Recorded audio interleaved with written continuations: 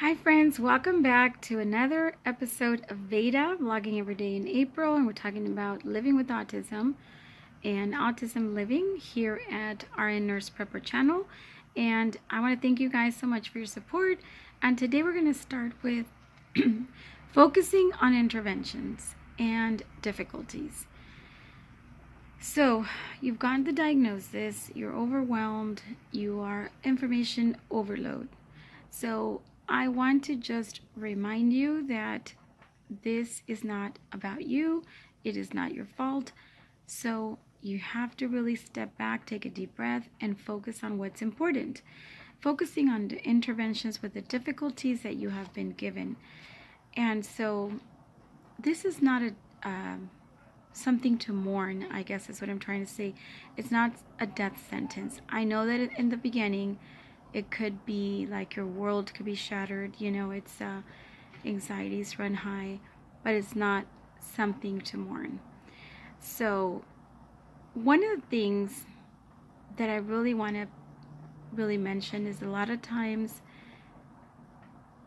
as a new person getting a diagnosis of their child, you could be getting feelings of anxieties and fears and sadness, because there's a possible future lack of independence in your child's world, failure in adulting, basically. They might not be able to function as an adult. People may even tell you in IEP meetings, which is another thing we'll get into in the future, what those meetings are about if you're not familiar, but basically they're just meetings of planning educational plan for your child at school. But somebody may say something that is not really welcome, and they may say something that the child may never function. Well, to me, that's like, you're basing that on what evidence? I have personally worked with a lot of children that are 99.9% what you would call quote unquote normal. So, that's something that you should never listen to when people talk about things like that. So, because they may be able to do a lot of things, and in fact they do. So it's just a different way of thinking.